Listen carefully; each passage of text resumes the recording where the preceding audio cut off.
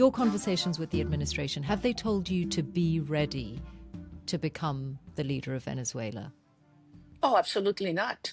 The leader of Venezuela was chosen by our people a year ago.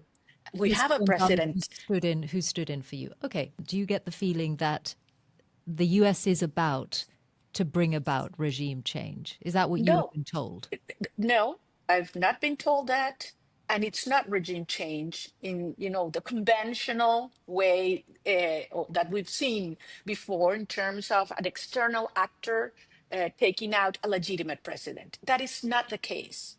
First, because Maduro is not the legitimate president. He's the head of a cartel of the suns. He's the head of a narco-terrorist structure. Secondly, because regime change was mandated and proved a year ago on July 28th, 2024. It's important to recall that we went into presidential elections, in which I was banned from participating after I won the primaries by a landslide. And Edmundo González Urrutia received 70% of the votes, and we were able to prove it. 24 hours later, we have the original tally sheets, published in a super robust web page that was scrutinized and analyzed by the whole world. So the legitimate president-elect of Venezuela is Edmundo González Urrutia. So this is not regime change. This is enforcing the will of the Venezuelan people. Yes. But you see, you did all of that and then nothing changed. Nicolas Maduro declared victory anyway. And what if, again, you are left in this moment where there is no change? Perhaps because the administration changes its mind.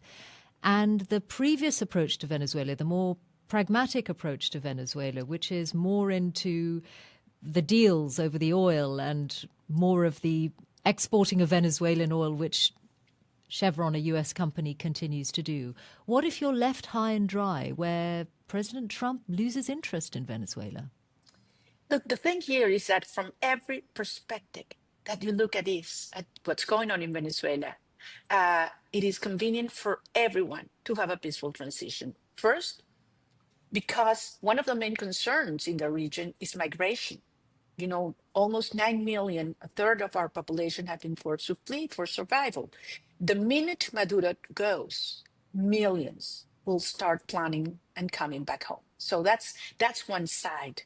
Secondly, from what you mentioned, from the energy security and business perspective, Venezuela is today in the last place in terms of rule of law globally. Last place. Who is going to invest, the kind of amount of money to develop our opportunities under these circumstances? You would have to actually partner with a criminal cartel if you invest in Venezuela nowadays. One that has, confiscated and robbed private, local and international companies. We have in Venezuela the largest oil reserves, proven oil reserves in the world, the eighth reservoir of natural gas, huge potential in electricity, gold, critical minerals, and so on. This can only be unleashed with a society, with a government that brings order to this chaos, that open markets, that brings rule of law, that is friendly to international investment.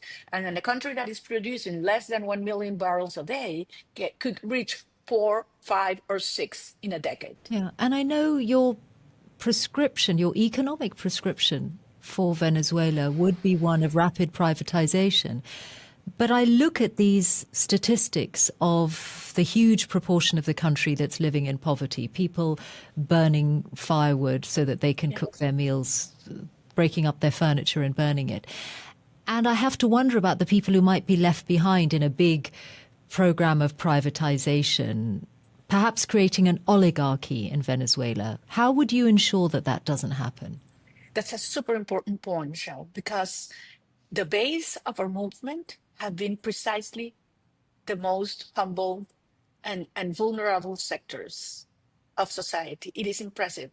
I was told when we started the movement 2.5 years ago, we went back to the most rural sectors, that it was impossible to bring back together a country that had been divided by the Chavista regime in so many dimensions, racial, rich and poor, black and white, those who live in urban areas, those in rural sectors. And we went out, reach out and tear down those barriers around values, common values. And you know what? The most single strong force and desire that brought us together was, we want our children back home. Those that have left, we want them back home. And that's a longing that every single Venezuelan mother has today. I'm still not sure what gives you so much confidence. Let me tell you something. All my life, but mostly in the last 3 years, I've been told that everything we were doing was impossible. That we simply should give up and accept that Venezuela had been destroyed for good. That it was impossible to get a country back together with hope. That it was impossible to carry out a primary process without the regime stopping it. And it was impossible to defeat Maduro, and even further to prove it. And it was impossible to resist these 15 months of the worst repression we've seen ever. And our people have demonstrated such huge resilience. You face isolation from your family as well, who are out of the country. What keeps you going?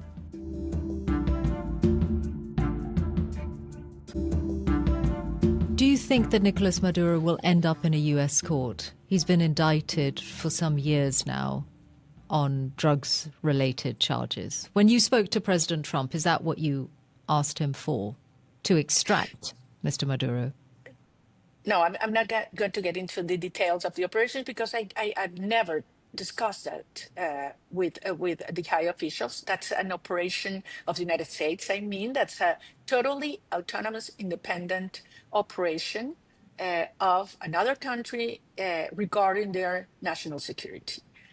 Regarding Maduro's future, that depends on him.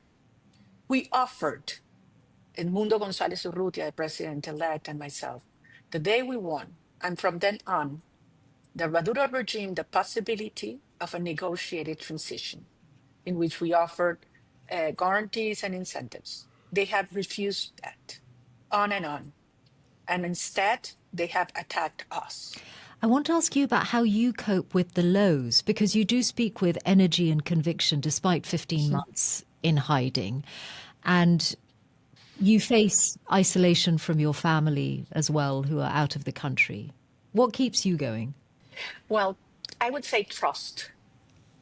I have always trusted our people. I have always trusted the conviction and commitment and love that Venezuelan people have demonstrated. This long journey has turned me into another person.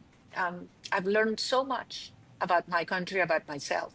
Do you want to be president yourself? Well, of course, I've said that I'd run for that, but that's not my obsession right now. Believe me, I have one goal, and we will liberate our country, and we will make these new generations and our children, and I feel I have millions of children, absolutely proud to be Venezuelan. Where do you think you'll be in a year from now? Because even as I hear you speak, I'm conscious that it's 27 years since Hugo Chavez was first elected and he was succeeded by Nicolas Maduro. There have been many times along the way when people thought this is the end for the regime, and it hasn't happened until now. Yes. Where do you think you'll be in 1 year? I will be working very hard in building a country that it's going to be the brightest nation in the world, and it's going to be a proud nation for what we went through. And I know what you mean. This has been very long. We have had opportunities in the past. We have committed mistakes. We have underestimated the regime. certain sectors left us alone or betrayed us in the past, but this is a totally different situation, absolutely different. I believe finally our main allies internationally understand the true nature and the urgency for a transition to take place. Secondly, we have the legitimacy. We won an election. We have, the will of the people behind us. Third, the regime is weaker than ever. The fractures, the factions, treasons within the regime are growing as we speak. And finally, I think the most important thing, we, the Venezuelan people, have already decided to be free and to go till the end.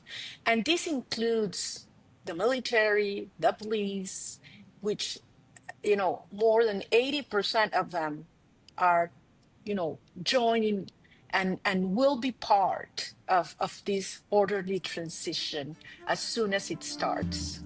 Maria Corina Machado, thanks very much for talking to us today.